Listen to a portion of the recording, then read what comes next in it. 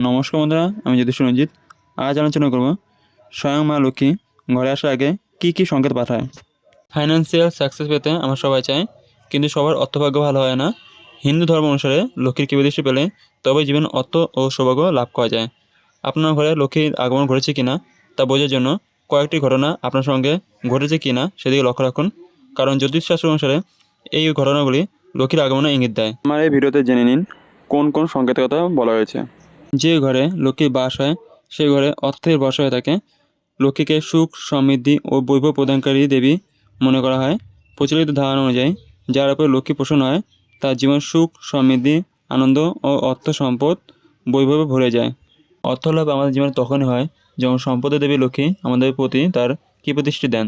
তবে চঞ্চলা লক্ষ্মী কয়েকজন ছাড়া আর কারো কাছে বরাবর থাকে না। শাস্ত্র অনুসারে লক্ষ্মী যখন আমাদের ঘরে আসেন তখন সুখ, সম্পদ ও সমৃদ্ধিতে ঘর উপচে পড়ে। আবার লক্ষ্মী বিদায় নেওয়ার মানে অশান্তি আর আর্থিক অনটন বাড়িতে লেগে থাকে। দেবী লক্ষ্মী যখন আমাদের কারোর বাড়িতে আসেন তখন কিছু সংকেত তিনি পাঠান। তখন সেই বাড়িতে কিছু ঘটনা ঘটতে থাকে। আপাত দৃষ্টিতে সেগুলি কোনো অর্থ না হলেও জ্যোতিষ অনুসারে সেই ঘটনাগুলি আসলে লক্ষ্মীর আগমনের ইঙ্গিত দেয়। জেনে নিন কোন কোন ঘটনা লক্ষ্মীর আগমনের ইঙ্গিত বহন করে না। 1. ঘরে হঠাৎ করে কালো পিঁপড়ে আগমন হলে আপনার কি বিরক্ত লাগে? এবার থেকে ঘরে কোনো কালো পিঁপড়ে দেখলেও মোটেও বিরক্ত প্রকাশ করবেন না, কারণ কালো পিঁপড়ে আসলে অর্থগমের সংকেত বহন করে আনে। কালো পিঁপড়ে যদি খাবারের দানা নিয়ে যায় তাহলে সে গিয়ে লক্ষ্মীর আবির্ভাব হতে চলেছে। 2. বাড়ির দেওয়ালে টিকটিকি তো হামেশা থাকে, কিন্তু একই সঙ্গে একই জায়গায় 3টে টিকটিকি থাকা অত্যন্ত শুভ অর্থ বহন করে।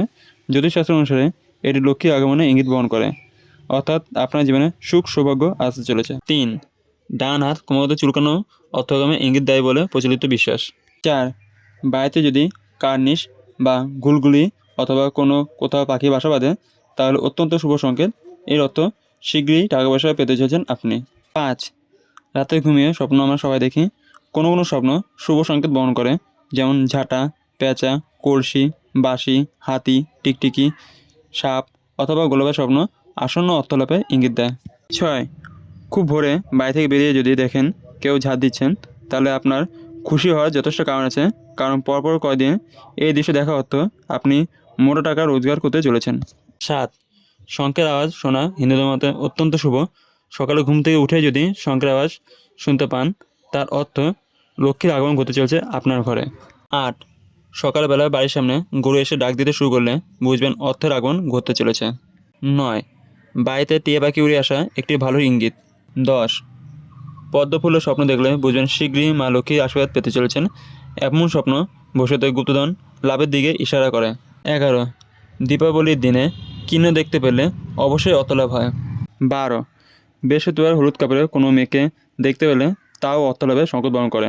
13. স্বপ্নের মধ্যে উড়ন্ত পেঁচা আপনার সামনে এসে বসে পড়লে বুঝতে হবে যে মা লক্ষ্মী আপনার দ্বারা প্রবাহিত। এর ফলে শীঘ্রই মা লক্ষ্মীর আশীর্বাদ লাভ করবেন আপনি। 14. কোনো ব্যক্তির হাতে শঙ্খ, চক্র, গদা বা ত্রিশূলের চিহ্ন থাকাকে শুভ বলে মনে করা হয়। 15. লেনদেনের সময় হাত থেকে টাকা পড়ে গেলে বুঝবেন অর্থলাভ হতে চলেছে। 16. সকাল সকাল ভিখারি ভিক্ষা চাইতে এলে বুঝবেন আপনার দ্বারা দেওয়া টাকা আপনার কাছে ফিরে আসবে। 17. কোথাও যাওয়ার সময় বেজি রাস্তায় কেটে গেলে বা বেজি দেখা দেওয়া অর্থ লাভের দিকে ইশারা করে।